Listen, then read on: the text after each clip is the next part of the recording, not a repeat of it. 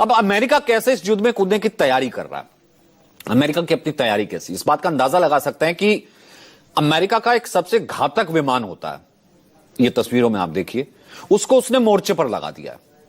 Israel और Iran के बीच जो युद्ध है उसमें अमेरिका का एक प्लेन है डूम्सडे प्लेन कहते हैं उसको, E-4B उसका नाम है, वो उड़ान भर रहा है अमेरिका में। इस जेट को अमेरिका में उड़ान भरते देखा गया है। अब वो तभी बाहर आता है जब अमेरिका किसी से युद्ध लड़ने की स्थिति में होता है या फिर ऐसी स्थिति होती है। ईरान इजराइल युद्ध में शामिल होने की अटकलें अब तेज हो गई हैं। इसका जवाब ये प्लेन है। अब प्लेन क्यों है साहब? प्लेन की खासियत हम आपके लिए लेकर आए हैं। ये प्लेन की खासियत क्या है? इस विमान को E-4B नाइट वॉच कहते हैं। नाम दिया गया है अंग्रेजी में डूम्सडे, प्रलय वाला दिन, प्रलय का जेट, बिल्कुल प्रलय आ गई और सिर्फ जेट बचा। इस विमान की सबसे खास बात यह है कि अन्य किसी भी अमेरिकी सैन्य विमान की तुलना में बहुत ज्यादा शक्तिशाली है, सुरक्षित है। अगर परमाणु बम भी चल जाए, इस पर परमाणु बम का हमला भी नहीं हो सकता, बेअसर है।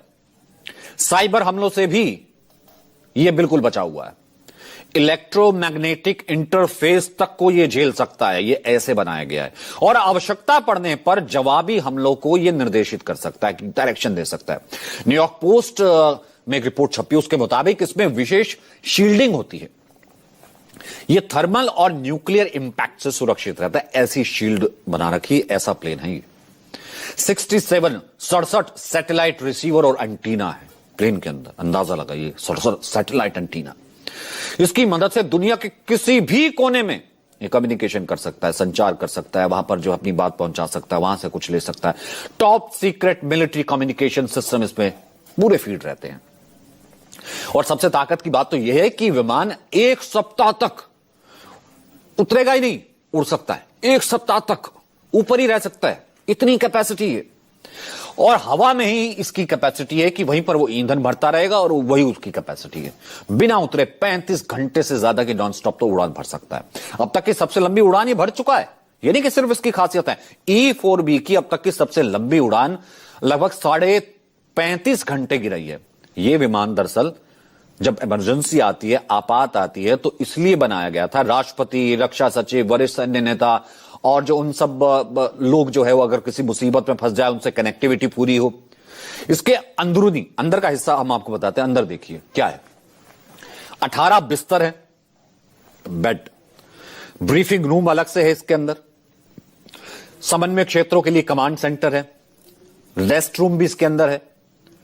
आपात स्थिति में कहते हैं, पेंटागन का नाम तो हर एक ने सुना होगा भाई, फ्लाइंग पेंटागन है। नीचे पेंटागन अगर एक्टिव नहीं है तो ये फ्लाइंग पेंटागन है। बड़ी आपदाओं के समय इसका इस्तेमाल किया जाता है, जैसे कि फॉर एग्जांपल 9/11 जब हुआ था, उसके बाद उस वक्त के राष्ट्रपति जॉर्ज बुश ने इसका इस्तेमाल किया था। और 1995 में हरिकेन ओपल के दौरान फेमा अधिकारियों ने भी इसमें यात्रा की थी। E-4B ये वो विमान है जिसकी तस्वीरें आप देख रहे हैं। नाइट वॉच, डूम्सडे, परमाणु हमलों के दौरान जो अमेरिकी शीर्ष नेतृत्व होता है, अगर उसे निकालना पड़े तो उसके लिए भी इसको निकाला जाता है। अब इसकी क्यों जरूरत पड़ रही है? इसका अब उड़ान भरना अमेरिकी आकाश में, और एक कोड निकल के सामने आ रहा है, ऑर्डर 01, ये वहां रेडियो गूंज रहा है। ये कॉल साइन कहा जाता है, इसी से जुड़ा है।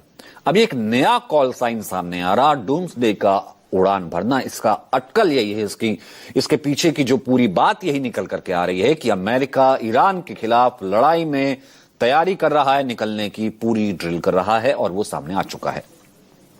अब यही नहीं, इस बीच अमेरिका ने यूरोप में अपने USS Ford aircraft carrier, strike group कहते हैं उसको, उसकी तैनाती कर दी, उसकी तैनाती की घोषणा कर दी कि फोर्ड क्लास एयरक्राफ्ट कैरियर है वो हम तैनात करने वाले हैं।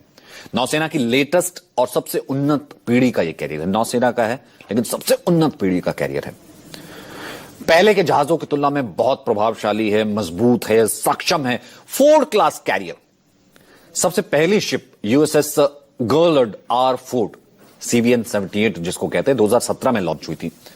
अब इसकी लंबाई देखिए, इतनी लंबी है ये, 337 मीटर के करीब, यानी 10,000 फुट के करीब इसकी लंबाई है। वजन है 1 लाख टन। परमाणु ऊर्जा से, न्यूक्लियर एनर्जी से चलाया जाता है, इसलिए बिना रिफ्यूलिंग के कई साल तक समुद्र में रह सकता है। अब ऐसी ऐसी चीजें तैनात कर दी अमेरिका ने। इसकी तैनाती अमेरिका यूरोप में करने जा रहा है। इसका मतलब यह है कि 2 अमेरिकी एयरक्राफ्ट कैरियर और एक ब्रिटिश कैरियर इजराइल और ईरान के पास तैनात रहेंगे। इजराइल के पास, ईरान के पास। और इस क्षेत्र में एलाइज की सैन्य शक्ति का जमा बड़ा महत्वपूर्ण है और इससे साफ होता है कि ट्रंप ने ईरान के खिलाफ युद्ध के लिए घेराबंदी शुरू कर दी है। यानी कि ये एक और रिपोर्ट, एक और सबूत। अब जानकारों की माने तो नेतन्याहू के दबाव के कारण ट्रंप जंग में शामिल हो रहे हैं, क्योंकि पहले वो बीच का रास्ता खोज रहे थे। अमेरिकी राष्ट्रपति ट्रंप ने शुरू में ही इजराइल के ईरान के परमाणु कार्यक्रम पर हमले की मांग को ठुकरा दिया था। हमने आपको कल भी एक रिपोर्ट दिखाई थी। जोर दिया था कूटनीति से समस्या को सुलझा लिया जाए, लेकिन पीएम नेतन्याहू ने स्थिति बदली। माना जा रहा है कि नेतन्याहू ने व्यापक हमले की तैयारी की, क्योंकि वो दबाव में आ नहीं रहा था। अब उसके बाद अगर कंपैरिजन करें, एक इजराइल जो है वो 70 गुना है ईरान। इजराइल का 70 गुना है। ईरान तो छोटा सा है लेकिन ताकतवर है। अब ये बदलाव उनकी शुरुआती अनिच्छा से उलट हुआ, क्योंकि ये ईरान को परमाणु हथियार से रोकना चाहते हैं, पर नेतन्याहू की रणनीति से वो प्रभावित हुए, जिस तरीके से वो चल रहा था। तो कुल मिलाकर के अमेरिका की ये घेराबंदी ईरान के खिलाफ है। अब वो चाहता है कि ईरान किसी भी सूरत में न्यूक्लियर पावर ना बने। अभी भी फाइनल ऑर्डर नहीं आया है। हो सकता है ईरान जो है वो कर दे। अमेरिका तो यही चाह रहा था। ईरान के पास किसी भी कीमत पर परमाणु शक्ति नहीं होनी चाहिए, अमेरिका पहले दिन से कहता रहा है। ट्रंप ने कहा है कि 40 साल से ईरान वाले कहते हैं डेथ टू अमेरिका। ईरान में कहा जाता है डेथ टू अमेरिका, पर हमने तो सिर्फ इतना कहा था ईरान को कि न्यूक्लियर हथियार मत बनाओ, खत्म कर दो। सुनिए। Iran cannot have a nuclear weapon. That's it. It's not a question of anything else. And if you did, you wouldn't have much of a country, because they would use it on us and they'd use it on other people, and there'd be a terror all over the world. Iran's got a lot of trouble and they want to negotiate. And I said, why didn't you negotiate with me before all this death?